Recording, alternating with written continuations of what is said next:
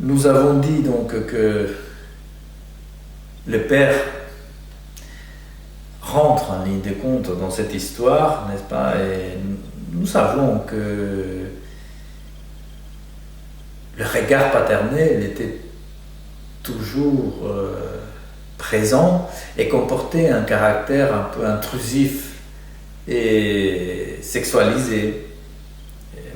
Déjà parce que très tôt, il avait l'habitude de faire des photos d'Eugénie, des photos assez ambiguës, parce qu'il a poussé à poser nu pour plusieurs magazines, et magazines érotiques, puisqu'il travaillait là-dedans, et aussi bien pour des spectacles, des cabarets, alors qu'elle était à peine 12-13 ans.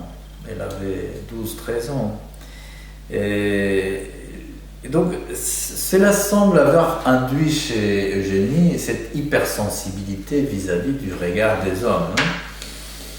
Et elle a toujours cherché ce regard comme si c'était le regard d'un père incestuel.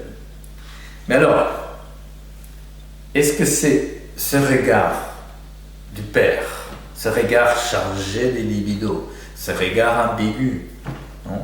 Ce regard très précoce, et presque comme un homme, hein, qui aurait provoqué cette déformation chez elle, cette déformation narcissique, n'est-ce pas, où il y a de l'orgueil, de la fierté, de la vanité, de la séduction par l'image, de l'aliénation au regard de l'autre, du désir de reconnaissance, de la tentative de séduction, la volonté de maîtrise, l'envie de contrôle, n'est-ce pas, les manœuvres et la manipulation de l'autre, par les sentiments, par la rivalité, par la jalousie, par la vengeance, par la recherche de relations triangulaires, c'est-à-dire par toute une panoplie d'éléments de relations passionnelles. Alors, je pense que ça a pu être présent, ça a pu collaborer, mais ce n'était pas l'élément suffisant pour arriver à ça.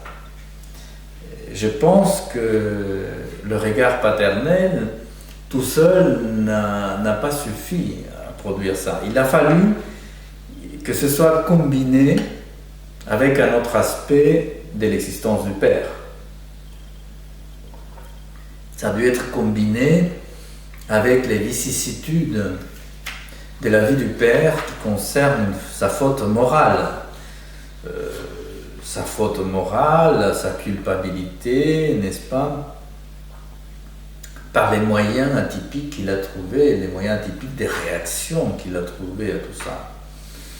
Et la principale faute morale du père a consisté, en plus du grand conflit avec la mère d'Eugénie lors du divorce, avant et après, a consisté à jouer imprudemment à la bourse et à perdre une bonne partie de son argent, justement à la naissance d'Eugénie. La naissance d'Eugénie était pour lui quelque chose d'un peu catastrophique, hein, mobilisé énormément, plein de pulsions négatives chez lui. Et donc, pour se refaire une santé financière, le père a plus tard décidé d'investir avec des gens pas très recommandables dans une chaîne de sex shop. Donc il y a quand même cette connotation sexuelle liée à l'argent dans les activités professionnelles du père. Que vous avez faute morale, argent, connotation sexuelle, attitude du père envers elle. Donc cette association-là a pu s'établir, n'est-ce pas? D'où un rêve sur le proxénétisme du père. Donc Eugénie, elle rêve que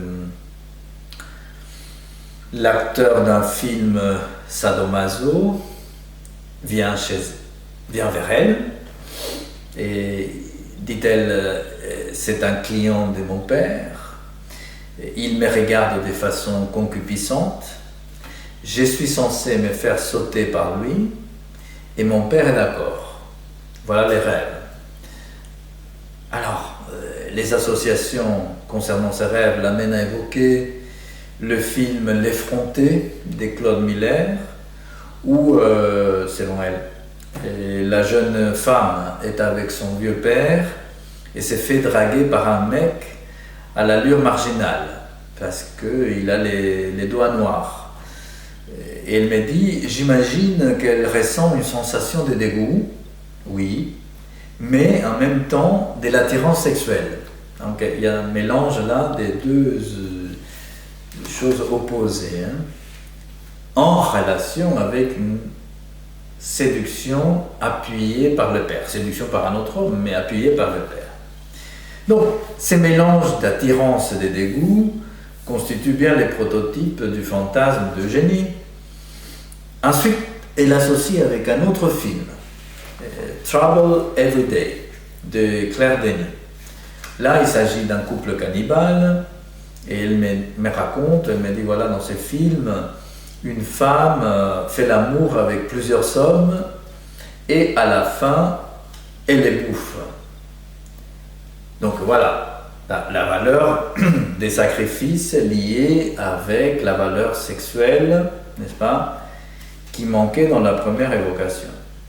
Donc, pour conclure l'analyse ou l'association sur l'analyse du rêve, Eugénie affirme, à ce point, je suis l'objet d'un sacrifice pour les biens de mon père.